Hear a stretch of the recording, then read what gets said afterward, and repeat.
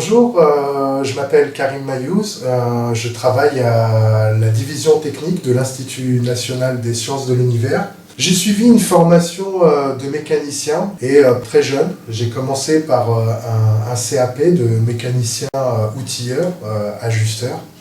Ensuite j'ai poursuivi avec un CAP de tourneur, puis un BEP d'opérateur régleur sur commande numérique. Après, j'ai choisi de rentrer sur le marché du travail très tôt, très jeune, et j'ai continué à passer des cours du soir pour passer un bac technique productique.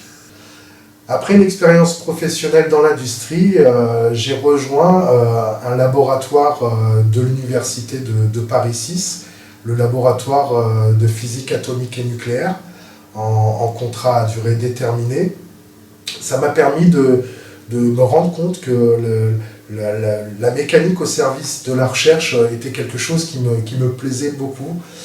Donc j'ai poursuivi, ensuite j'ai trouvé un contrat à l'Institut de physique du Globe de Paris, dans lequel je me suis complètement épanoui au travers de tout un ensemble de développement autour d'instruments scientifiques. Et par la suite, j'ai rejoint la division technique de l'Institut national des sciences de l'univers.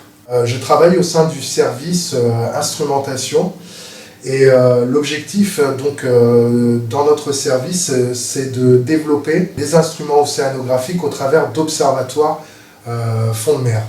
Pour mettre en œuvre ce type d'installation, je travaille sur des logiciels de conception assistés par ordinateur.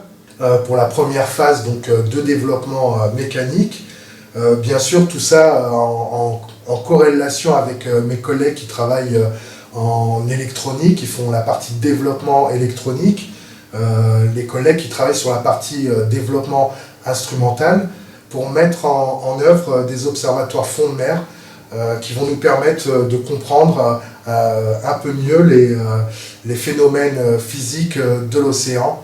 Donc la deuxième partie de mon activité, après avoir développé de manière virtuelle, ça va être de faire fabriquer ou de fabriquer pour ensuite pouvoir intégrer tous nos instruments sur une infrastructure.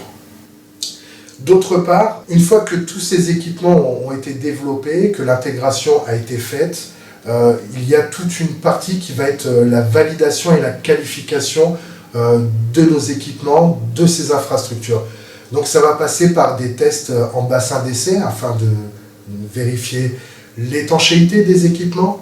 On va aussi compléter avec des tests en caisson hyperbare afin de vérifier que nos équipements vont supporter la pression à 2500 mètres de profondeur.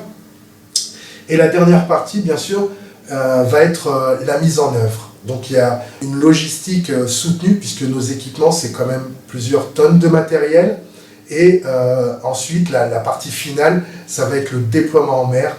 Donc pour cette occasion on va mettre en œuvre des navires océanographiques sur lesquels on va déployer toutes nos infrastructures pour enfin pouvoir les implanter au fond de l'océan.